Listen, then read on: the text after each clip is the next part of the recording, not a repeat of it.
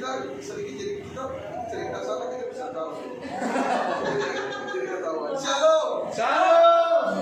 Kalau gini kan udah pakai ini kok ini untuk kemerdekaan ini kok kita shalom. Shalomnya harus keras ya. 1, 2, 3 shalom. Shalom. Shalom. Shalom. Shalom. Puji nama Tuhan. Bapak Ibu Saudara yang terkasih dalam Tuhan Yesus Kristus, kita patut bersyukur ya, kita bisa berkumpul kembali memuji Tuhan di tempat yang semi sederhana ini. Semi ya. Bapak Ibu Saudara, kita akan belajar tentang mengukir sejarah bagi kerajaan Allah. Sekali lagi, mengukir sejarah bagi kerajaan Allah. Sejarah adalah sesuatu peristiwa yang pernah terjadi di masa lampau. Tapi judul khotbah pada saat ini mengukir sejarah bagi kerajaan Allah. Kalau kita di zaman dahulu, sebelum Indonesia disatukan dari berbagai suku dan bangsa, ada pemuda-pemudi yang mengukir sejarah untuk bangsa ini. Ketika mereka melakukan untuk bangsa ini, ada dari Jong Java, Jong apa lagi? Silebes, Jong Ambon, Owe dan lain-lain berbagai suku. Mereka berkumpul untuk melakukan sumpah pemuda untuk mempersatukan bangsa Indonesia. Kalau tanpa yang mereka lakukan, tanpa apa yang mereka lakukan di masa lalu, mungkin saat ini kita tidak bisa bertemu. Karena kita terpisah pulau-pulau. Sudah sukunya berbeda, pulaunya juga terpisah. Tetapi ada pemuda-pemudi yang luar biasa. Mereka mengukir sejarah bagi bangsa ini. Mereka berkumpul dari berbagai suku, latar belakang agama. Untuk apa? Untuk melakukan perjanjian atau ikrar, namanya sumpah pemuda. Ya, jadi terjadi sumpah pemuda, akhirnya Indonesia bisa bersatu. Saudara yang terkasih di dalam Tuhan Yesus Kristus, itu adalah ukiran sejarah yang dilakukan oleh orang-orang terdahulu sehingga kita menikmati hasilnya saat ini. Tetapi yang menarik di sini, yang sesuai dengan judul khotbah kita, mengukir sejarah bagi kerajaan Allah. Kebanyakan orang Kristen tidak tahu bagaimana dia mengukir sejarah dalam hidupnya. Betul? Dia tidak ngerti. Kadang-kadang dia melakukan sampai naik dewe tanpa pikir panjang, sehingga masa lalunya adalah masa lalu yang tidak baik, sehingga orang tidak mengenal kehidupan yang bagus-bagus di masa lalu.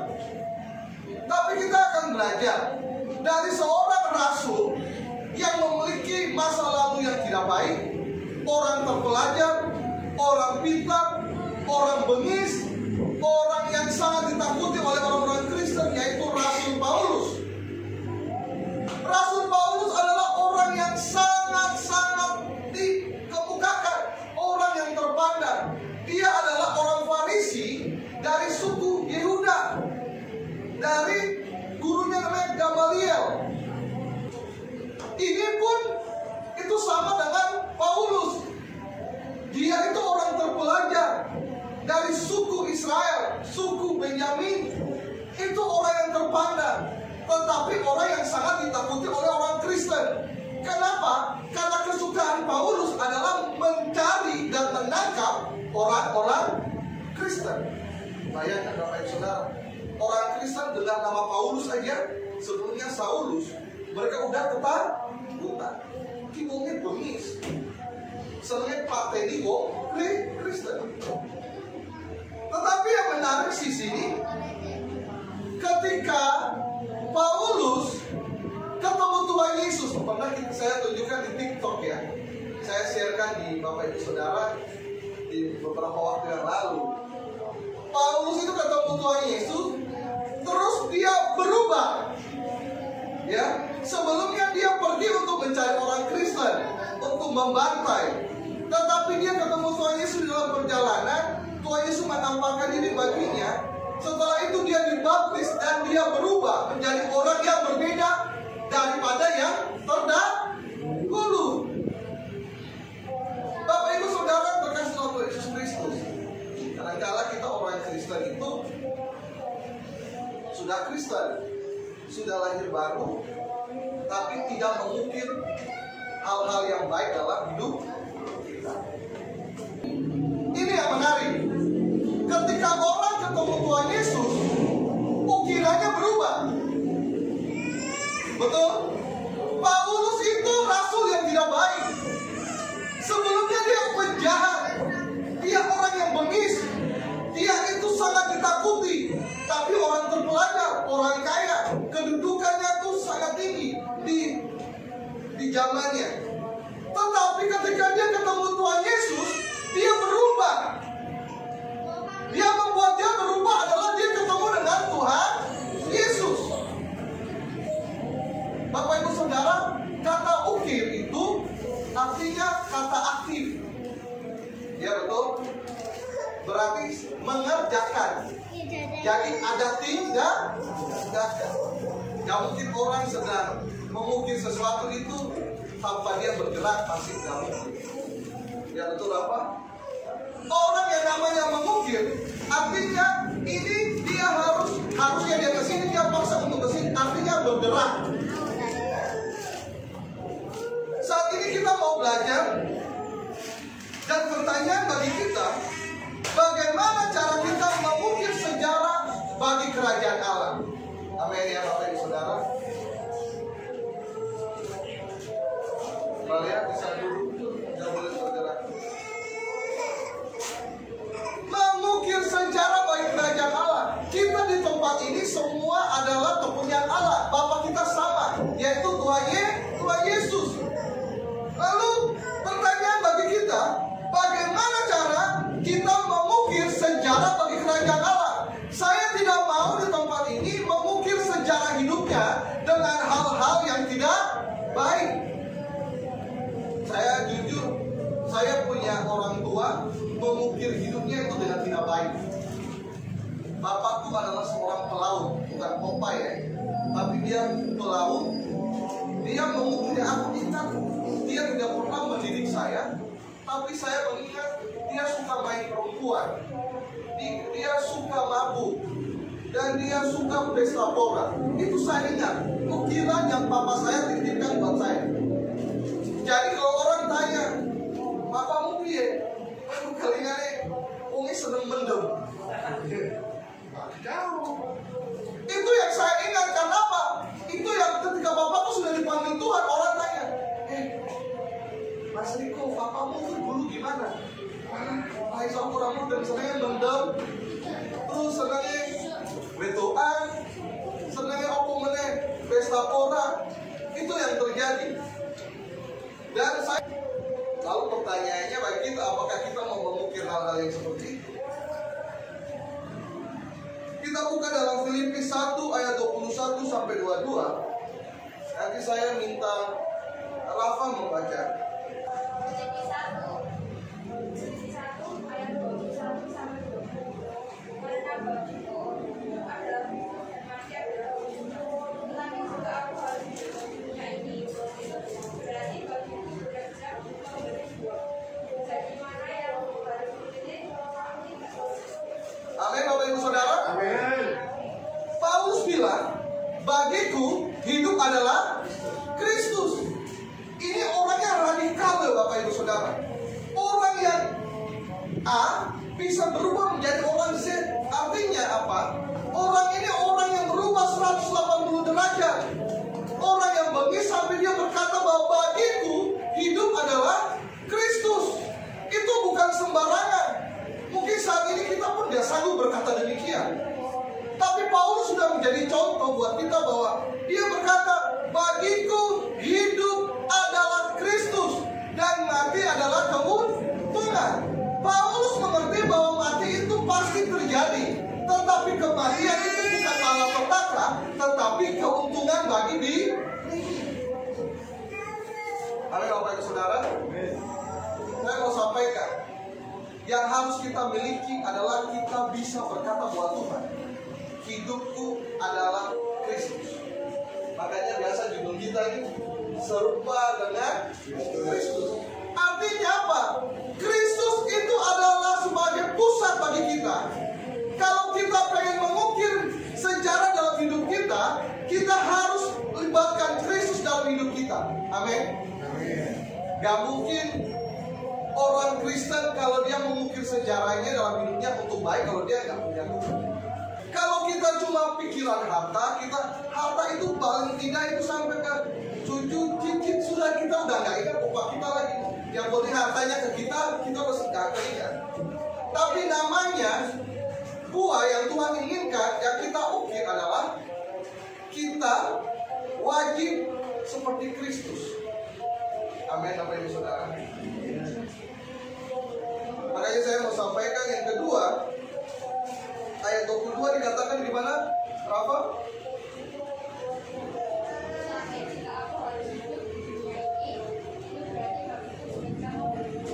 Sampai di situ. Kalau aku hidup di dunia ini, apa? Memberi buah. Orang Kristen itu harus memberi buah. Orang Kristen datang gereja, haleluya, haleluya, puji Tuhan, menyembah, tapi pulang gak ada buah yang manis, ya percuma. Lebih baik gak usah jadi orang Kristen. Orang Kristen itu memberi buah.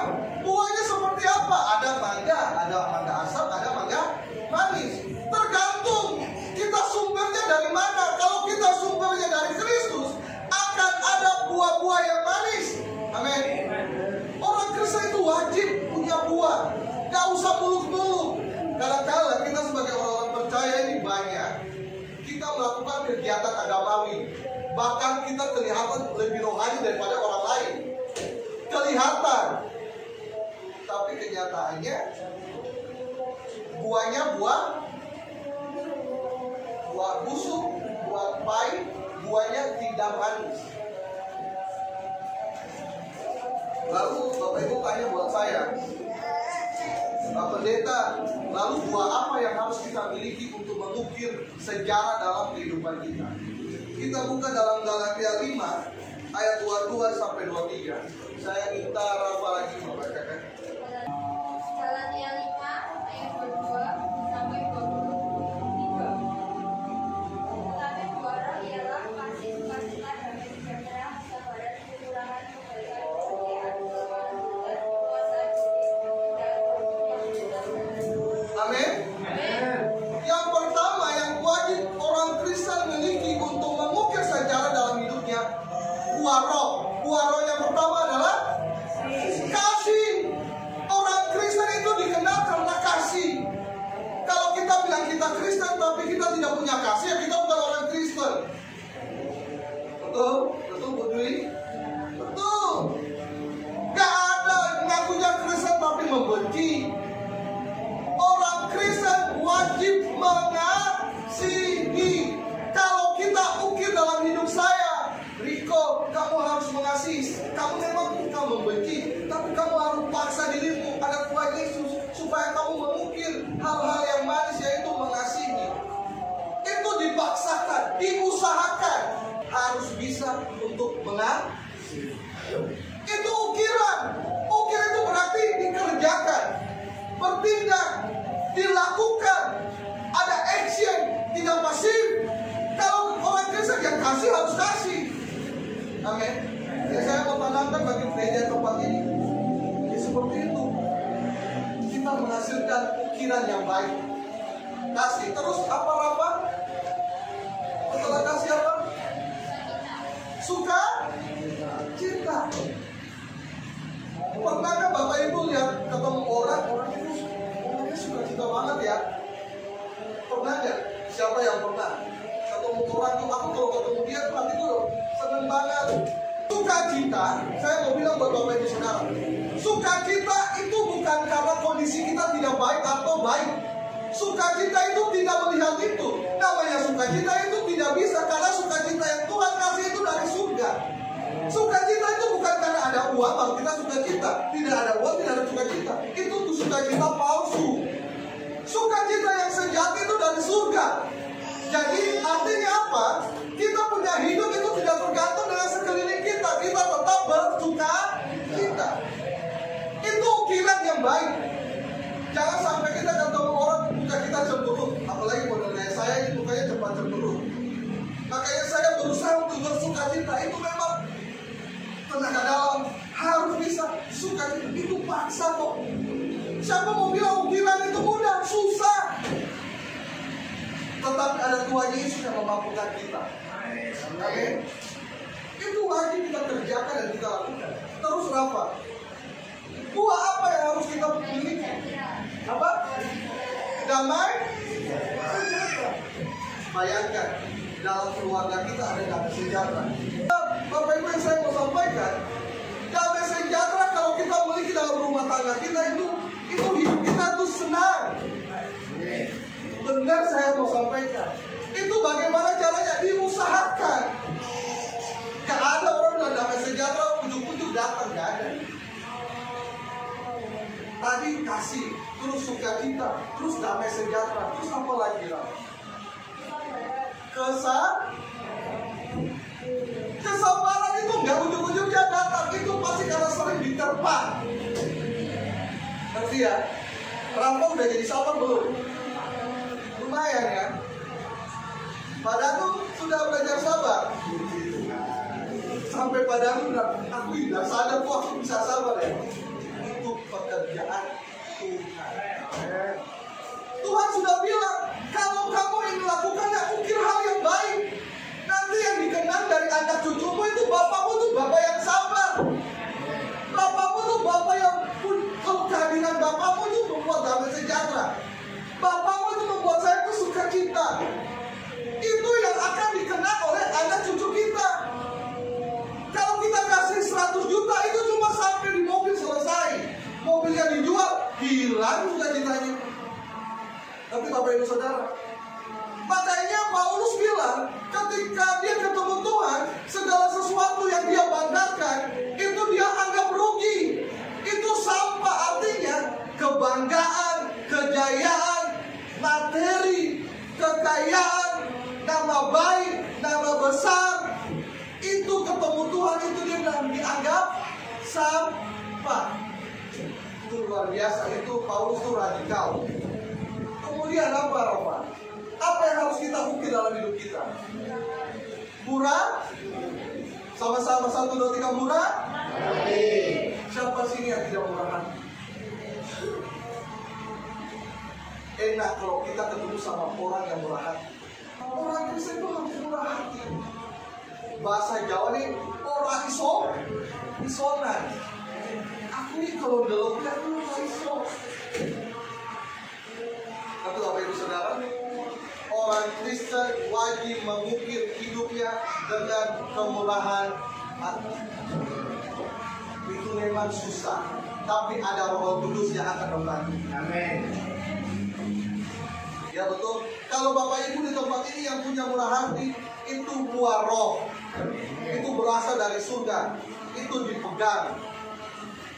Jadi Bapak Ibu Saudara, mari ukirlah hidup kita dengan kasih, sukacita, damai, sejahtera. Terus apa lagi?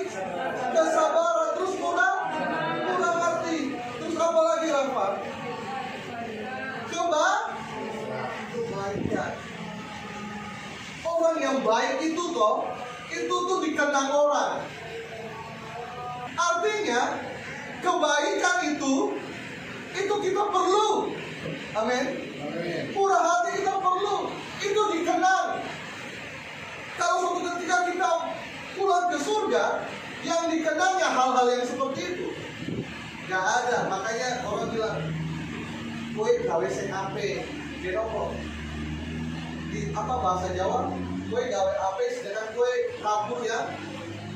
Uang bahasa lupaan gitu. Nandur sing apik, monggo undo sing apik. Artinya apa?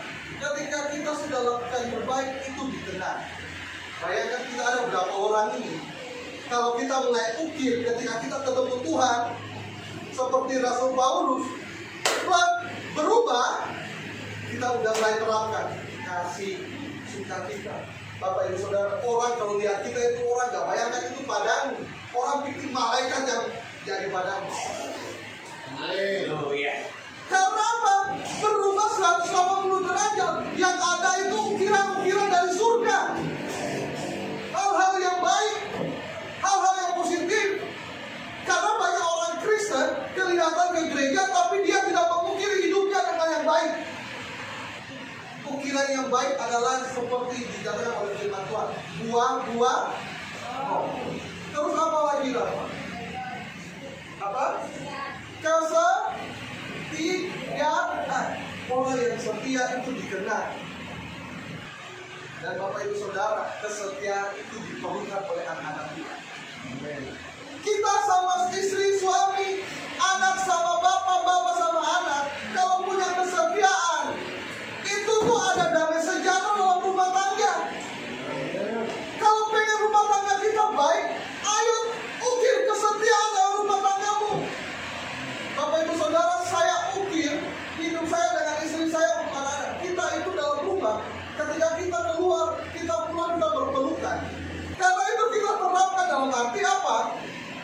Ini papa sama mama itu ajarkan bahwa harus saling mengasihi, harus saling mencintai, sehingga apa? Yang direkam oleh anak itu sesuatu yang baik. Itu ukiran. Itu yang dikerjakan. Terus apa? Kelemah. Siapa yang mau ukir kelemah lembutan?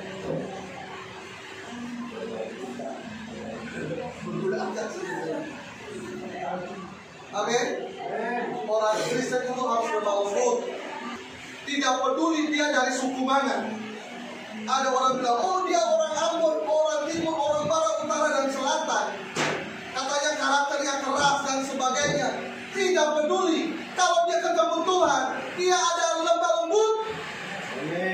Dia ketemu Tuhan itu dia berubah. Dia yang mungkin kepala batu keras, dia akan lemah lembut karena yang dia terima karakter surgawi. Amin. Di dalam rumah tangga kita harus ada kelemah lembutan. Amin. Suami itu harus lemah lembut sama istri. Istri harus lemah lembut sama suami. Lemah lembut itu harus ada dalam rumah tangga kita. Amin. Mulai sekarang harus lemah lembut ya. Ya, Rafa, Kesia.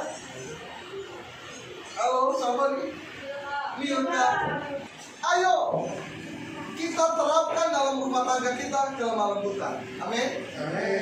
Ukir, dikerjakan. Kita kasih buah-buah roh aja. Anak kita kalau kita dipanggil Tuhan kelak, jangan takut, mereka bisa hidup kok.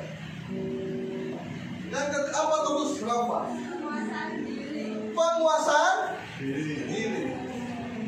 Ayo mulai sekarang gereja GBI Immanuel ukir sejarah baik kerajaan Allah dengan buah roh. Amin. Wes gak usah lihat yang lain. Kita adalah anak-anak Tuhan.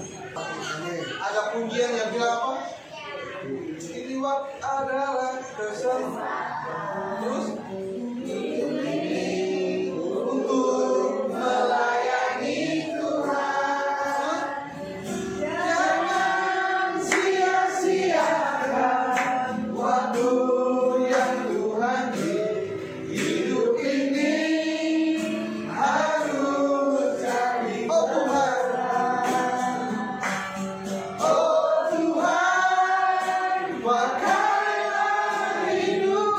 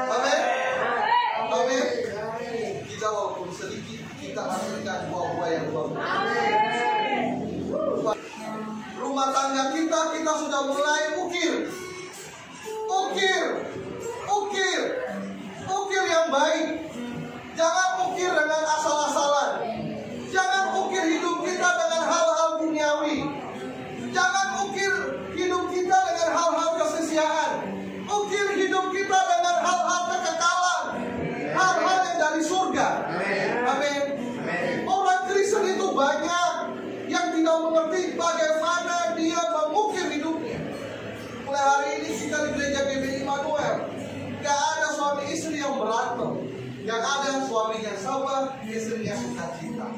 Yang ada suaminya lupa itu. Suaminya sabar, istrinya Betul ya? Mulai dalam tanda. Kemudian apa lagi? Berapa? Sekali lagi, tidak ada hukum yang semuanya itu. Hukum adat tidak ada ya. Hukum kahupa, hukum apa namanya Indonesia ini tidak ada yang menentang hal-hal yang kita sudah bagikan. Kalau yang gak ada menentang, ayo kita kerjakan. Mutia akan menjadi istri yang sukacita. Mutia akan menjadi istri yang sabar. Mutia menjadi istri yang apa? Menguasai diri. Pak Febri juga menjadi suami yang apa? Penuh dengan sukacita. Amin. Kalau kita ukir yang baik, maka Tuhan akan menyediakan yang terbaik buat kita. Amin.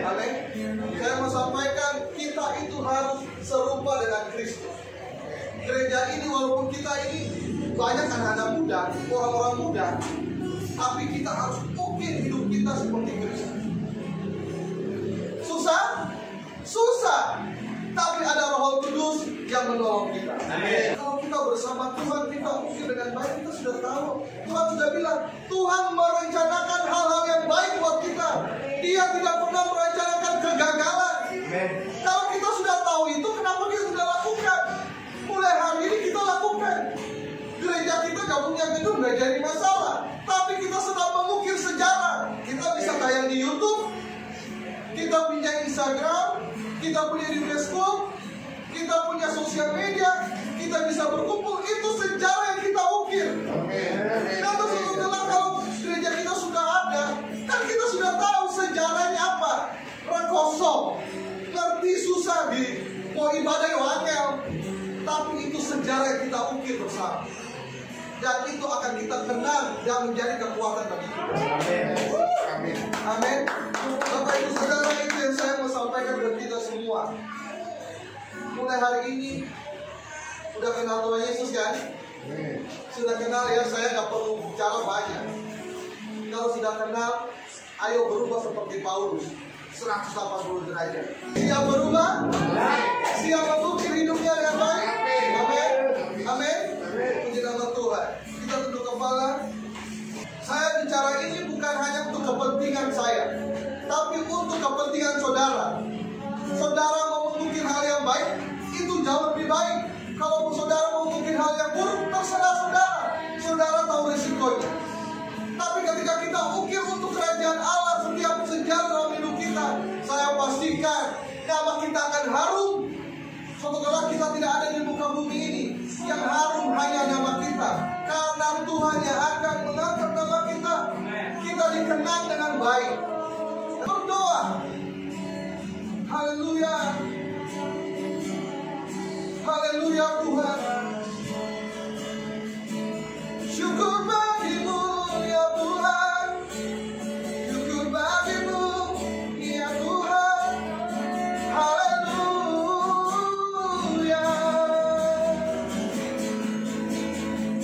Haleluya. Haleluya. Saya undang semuanya berdiri. Angkat tangan membuktikan bahwa saudara siap mengukir masa hidup dengan yang baik. Haleluya. Kalau ku hidup bagimu, hartaku tetap memandangmu, dunia tak bisa menjauhkanku dari kasihmu.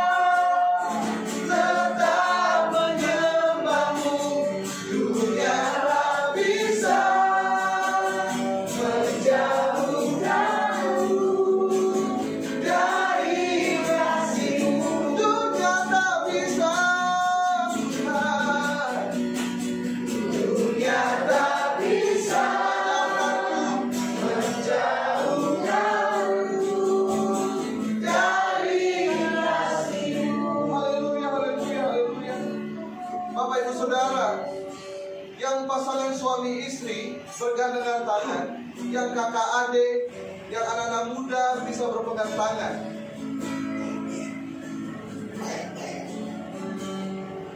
Saling berpegang tangan, lalu berikrar janji di hadapan Tuhan.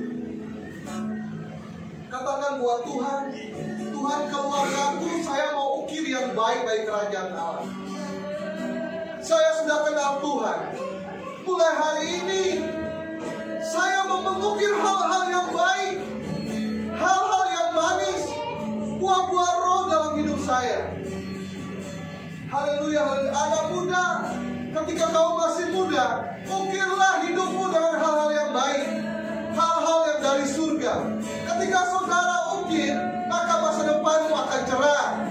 Hai orang tua, hai pasangan-pasangan suami istri, kalau pengen keluargamu baik-baik saja, ukirlah hal-hal yang baik bersama Tuhan.